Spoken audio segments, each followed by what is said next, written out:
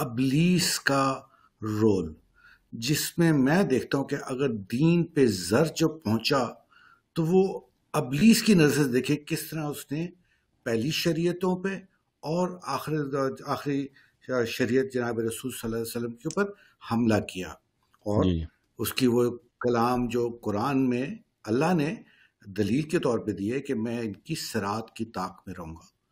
آگے پیچھے دائیں بائیں سے حملہ کروں گا، خود صراط پہ بیٹھ جاؤں گا۔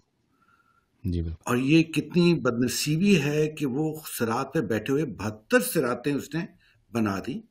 ایک صراط آئمہ کے لیے چھوڑ دی۔ ایک تو اگر آپ اس دلیل کے اوپر ہلکی سی روشنی ڈالیں،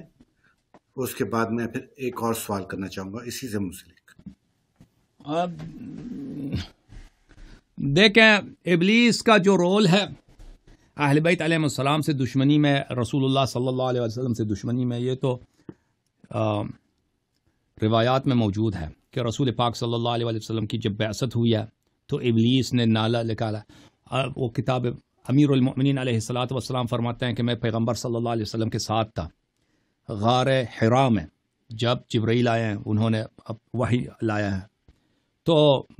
میں نے اسی وقت ایک بہت دردناک نالہ سنا تھا۔ جبرائیل آئے تھے، انہوں نے اقرا بسم ربک الذی خلق اللہ کی جانب سے لے کے آئے، تو میں نے اسی وقت ایک بہت دردناک نالہ سنا تھا، سنا تھا۔ میں نے رسول پاک صلی اللہ علیہ وسلم سے عرض کیا کہ یا رسول اللہ یہ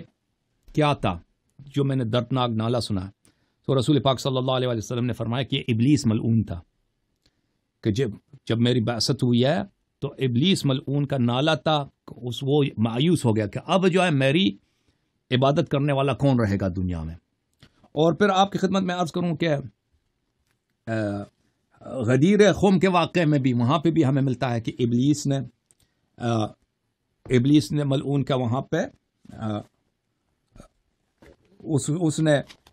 اپنے شیاطین کو بلایا تھا اور اس نے بڑا ماتم کیا تھا اس وقت کہ یہ پیغمبر صلی اللہ علیہ وسلم نے کیا ہے کہ اپنے بعد انہوں نے اپنی دین کی حفاظت کا ایسا بندوبست کیا ہے کہ اب میں دین کا خاتمہ نہیں کر سکوں گا۔ اور اس کے بعد آپ کی خدمت میں عرض کروں، یہ کتاب سلیم ابن قیس ہلالی رحمہ اللہ، اس میں روایت ملاحظہ فرمائیے، یہ روایت ہے اس کتاب شریف میں، کتاب سلیم ابن قیس میں، یہ حدیث ہے، حدیث نمبر 4۔ یہاں پہ ایک واقعہ، سلیم کہتا ہے کہ سلمان فارسی سے میں نے وہ باتیں سنی ہیں کہ سلمان امیر المؤمنین علیہ السلام کے پاس آتے ہیں اور کہتے ہیں کہ میں نے جا کے دیکھا ہے سقیفہ بنی ساعدہ میں، آپ ادھر پیغمبر صلی اللہ علیہ وسلم کی وفات کی ذمہ داریوں میں مشغول ہیں، ان کی تدفین و تکفین میں نے سقیفہ بنی ساعدہ میں دیکھا ہے کہ وہاں پہ ان لوگوں نے خلافت ابو بکر کو دی ہے، اور اس کے بعد میں نے دیکھا ابو بکر آئے ممبر پہ بیٹھے اور لوگوں نے ان سے بیعت لیا، لوگوں نے ان کے ساتھ بیعت کیا، تو امیر المؤمنین علیہ السلام نے سلمان سے پوچھا ولیکن هل تدری من اول من بایعه حین صعد المنبر؟ امیر المؤمنین علیہ السلام نے ابو بکر سے، سلمان سے پوچھا کہ تم نے مسجد میں جا کے دیکھا ہے کہ لوگوں نے ابو بکر سے خلافت پہ بیعت کی ہے، تم جانتے ہو کہ سب سے پہلے کس نے ابو بکر سے بیعت کیا؟ تو اس نے کہا لا ولکنی رأیت شیخا کبیرا یتوکأ علی عصاه بین عینیہ سجادۃ شدیدۃ التشمیر۔ سلمان نے کہا میں نے نہیں جانتا کہ کون تھا، میں نے ایک بوڑھے کو دیکھا، ایک بوڑھا آیا وہاں پہ، اس کے ہاتھ میں لاٹھی تھا، اس کے چہرے پہ سجدے کے بڑے آثار تھے کہ اس نے سجدہ بڑا کیا، بہت ہی زیادہ سجدے کے آثار اس کے ماتھے پہ تھا۔ سب سے پہلے اسی بوڑھے نے آ کے ابو بکر سے سجدہ کیا، صعد المنبر اول من صعد وخر وهو يبكي ويقول، اس نے بڑی خوشحالی کے ساتھ اس کے رو رہا تھا، ابو بکر کی ابھی کسی نے بیعت نہیں کیا، ابو بکر خلیفہ بنا ہے تو اس سے پہلے بیعت کرنے والا شخص یہ بوڑھا آیا اور وہ خوشی سے رو رہا تھا اور سجدہ کیا اس نے، الحمدللہ الذی لم یمتنی حتی رأیتک فی هذا المکان ابسط یدک۔ اس نے کہا کہ اللہ کا بڑا شکر ہے کہ مجھے آج دیکھنے کو مل رہا ہے کہ ابو بکر تم اس منبر پہ بیٹھے ہو، اپنا ہاتھ آگے کرو تاکہ میں تجھ سے بیعت کروں۔ فبسط یدہ فبایعہ، اس نے ابو بکر نے ہاتھ آگے کیا ہے اور اس نے اس کے ساتھ بیعت کیا، اور پھر اس نے کہا یوم کیوم آدم، اس نے کہا آج آدم نے جو میرے ساتھ کیا اس کا مقابلہ ہے آج، اچھا ثم نزل فخرج من المسجد، پس منبر سے آیا وہ نکل گیا. یوم کیوم آدم، یہ اسی دن جیسا ہے، آدم جیسا. اچھا فقال علی علیہ السلام یا سلمان اتدری من ہوا، امیر المؤمنین علیہ السلام نے پوچھا سلمان تم جانتے وہ کون تھا؟ قلت لا لقد ساءتنی مقالته كأنه شامت بموت رسول اللہ صلی اللہ علیہ وسلم. سلمان نے کہا نہیں میں اس کو پہچانا نہیں کہ بوڑھا کون تھا، لیکن اس کی بات مجھے بہت برا لگا ہے. ایسا لگا کہ وہ رسول پاک صلی اللہ علیہ وسلم کی وفات سے وہ خوش ہے، وہ شماتت کر رہا ہے پیغمبر صلی اللہ علیہ وسلم کی وفات سے وہ خوش ہے، ایسا مجھے لگا اس کی بات سے. قال علی علیہ السلام فإن ذلك ابلیس لعنه اللہ، اس نے امیر المؤمنین علیہ السلام نے کہا وہ شخص ابلیس تھا. اخبرنی رسول اللہ صلی اللہ علیہ وآلہ وسلم ان ابلیس ورؤساء اصحابہ شہدوا نصب رسول اللہ صلی اللہ علیہ وآلہ ایای یوم غدیر خم بامر اللہ. رسول پاک صلی اللہ علیہ وسلم نے کہا کہ جب پیغمبر صلی اللہ علیہ وسلم نے مجھے روز غدیر ولایت امامت خلافت کے مقام پہ مجھے نصب کیا ہے تو ابلیس دیکھ رہا تھا، ابلیس اپنے فوج کے ساتھ اپنے ساتھیوں کے ساتھ دیکھ رہا تھا. تو اس وقت وَأَخْبَرَهُمْ بِأَنِّي اولا بہم من انفسهم وامرهم ان يبلغ الشاهد الغائب. اور اس وقت جب رسول پاک صلی اللہ علیہ وسلم نے کہا کہ امیر المؤمنین آپ کے مولا ہیں اور سب مسلمانوں کو حکم دیا کہ سب کو خبر دے دو، یا جو یہاں پہ حاضر ہیں دوسروں کو اس بات کا خبر دے دو. فاقبل الى ابلیس ابالسته ومردته اصحابه فقالوا ان هذه الامه امه مرحومه معصومه فما لك ولنا عليهم سبيل. تو اس وقت ابلیس کے جو فوج کے کمانڈر تھے، ابلیس کے جو ساتھی تھے، ابلیس کے جو بڑے بڑے شیاطین اس کے ساتھ ہیں، انہوں نے سب ابلیس کے دامن لے لیا اور رونے لگے کہ آج تو یہ امت جو پروٹیکٹ ہو گئی ہے، یہ امت یا ایسی امت ہے کہ اب پیغمبر صلی اللہ علیہ وسلم کے بعد ان کا ایسا مولا ہے کہ اب تو ہم اس امت کا کچھ نہیں کر سکیں گے،